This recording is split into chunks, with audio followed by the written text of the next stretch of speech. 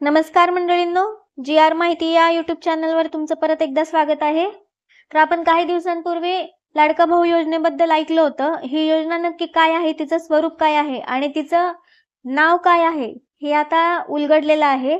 तर बघा, हा जी आर 9 जुलै 2024 ला आलेला आहे आणि मुख्यमंत्री युवा कार्य प्रशिक्षण योजना असं ऍक्च्युली या योजनेचं नाव आहे. तर ही योजना नक्की काय आहे, कोणाला लागू आहे, या अंतर्गत काय लाभ मिळणार आहेत आणि त्यासाठी काय करावं लागेल हे यामध्ये सांगितलेलं आहे. तर हा व्हिडिओ शेवटपर्यंत बघा. आपण आता सुरुवात करूया याची माहिती घ्यायला. तर बघा, 3 डिसेंबर 1974 ला शासनाने एक रोजगार प्रोत्साहन कार्यक्रम म्हणून आणला होता. म्हणजेच ही योजना काही नवीन नाहीये. ही रोजगार प्रोत्साहन कार्यक्रम जो आहे त्याला पुनर्रचना करून ही योजना परत आलेली आहे. आता यामध्ये नक्की काय काय आहे हे आपण बघूया. तर बघा, 2024-25 या आर्थिक वर्षापासून ही योजना जी आहे ती लागू केली जाणार आहे आणि याचं स्वरूप काय असणार आहे. तर ही योजना कौशल्य रोजगार उद्योजकता व नाविन्यता विभाग आणि मुख्यमंत्री जनकल्याण कक्ष यांच्या मार्फत सुरू केलेली आहे. या अंतर्गत तयार केलेल्या संकेतस्थळाच्या माध्यमातून रोजगार इच्छुक उमेदवार आणि रोजगार उपलब्ध करून देणारे उद्योजक जोडले जातील. आता हे संकेतस्थळ काय आहे हे आपण बघूया.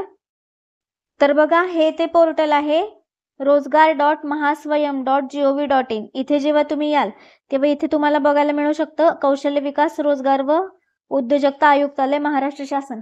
इथे तुम्हाला नोंदणी करायची आहे.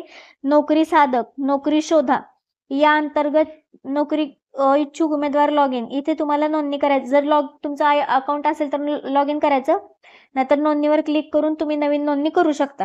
तर इथे तुम्ही जेव्हा नोंदणी करता हा आयडी तुम्हाला पुढे लागणार आहे. तुम्ही या एकदा साईटला व्हिजिट करून बघू शकता. रोजगार इच्छुक उमेदवारांना प्रत्यक्ष कामाचा अनुभव प्रशिक्षणातून मिळून त्यांची क्षमता वाढ होईल, हे आता हे उद्दिष्ट झालं योजनेचं. यापुढे आपण बघूया नक्की काय करावं लागणार आहे या अंतर्गत बेनिफिट घेण्यासाठी. तर या उपक्रमांतर्गत या योजनेकरिता विभागाच्या संकेतस्थळावर आवश्यक सुविधा उपलब्ध करून देण्यात येईल. आता हे संकेतस्थळ आहे ते तर आपण पाहिलेलंच आहे. पुढे इथे त्यावर जे काही आहे उमेदवारांची नोंदणी, आस्थापना नोंदणी वगैरे वगैरे या गोष्टी त्या संकेतस्थळावर होणार आहेत. आणि यासाठी पात्र कोण असणार आहे तर 12वी ITI पदविका, पदवी आणि पदव्युत्तर शैक्षणिक पात्रता धारण करणारे रोजगार इच्छुक उमेदवार हे यासाठी पात्र असणार आहेत. आणि आस्थापना कोणत्या पात्र असणार आहेत तर लघु आणि मध्यम व मोठे उद्योग, स्टार्टअप, सहकारी संस्था, शासकीय, निमशासकीय आस्थापना महामंडळ, सामाजिक संस्था आणि विविध आस्थापना या अंतर्गत पात्र असणार आहेत. किमान 20 रोजगार देणाऱ्या आस्थापना या कार्यप्रशिक्षणासाठी सहभागी होण्यासाठी पात्र असतील. या आस्थापना उद्योगांमध्ये सध्याच्या मनुष्यबळावर आधारित सुमारे 10 लाख कार्यप्रशिक्षणच्या संधी या उपलब्ध करून दिल्या जातील. तर बघा, शासकीय, निमशासकीय आस्थापना उद्योग महामंडळाचे संबंधित तालुका, जिल्हा, विभाग आणि राज्यस्तरीय कार्यालय या योजनेअंतर्गत मनुष्यबळाची मागणी करू शकतील.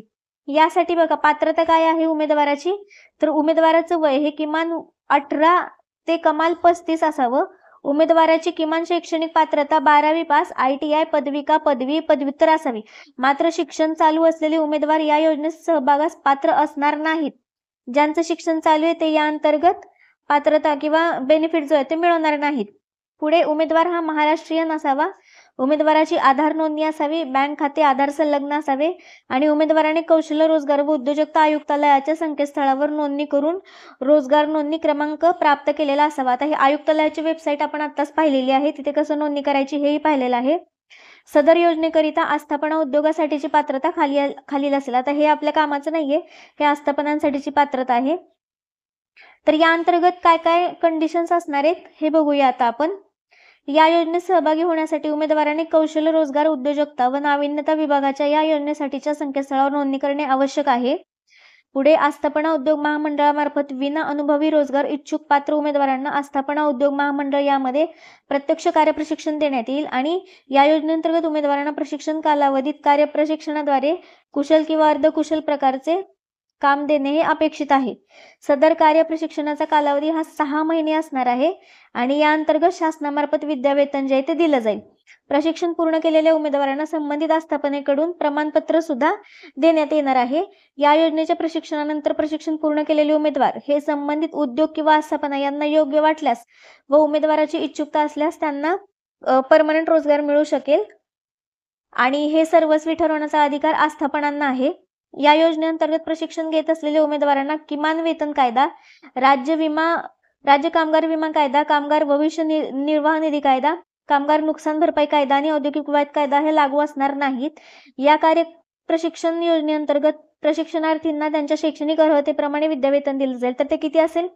जर विद्यार्थी 12वी पास असेल तर 6,000, ITI आणि पदविका धारक असेल तर 8,000 आणि पदवीधर पदव्युत्तर असेल तर 10,000. हे 6 महिन्यासाठी मिळणार आहे. या योजनेअंतर्गत उपरोक्त तक्त्यात नमूद दरमहा विद्यावेतन हे शासनाद्वारे दिलं जाणार आहे. हे ऑनलाईन पद्धतीनेच देण्यात येईल, DBT मार्फत. विद्यावेतनामध्ये संबंधित उद्योजकामार्फत जाहीर केलेली सुट्टी व अनुज्ञेय रजा यांचा अंतर्भाव राहील अर्थातच. आणि या विद्यावेतनाव्यतिरिक्त अधिकचे विद्यावेतन देऊ इच्छित असेल तर सदरची वाढीव रक्कम उमेदवारांना अतिरिक्त स्वरूपात देऊ शकेल. या योजनेअंतर्गत प्रशिक्षणार्थी महिन्यातून 10 दिवस अथवा त्यापेक्षा जास्त दिवस जर गैरहजर असेल तर त्या महिन्याचे विद्यावेतन हे मिळणार नाहीये.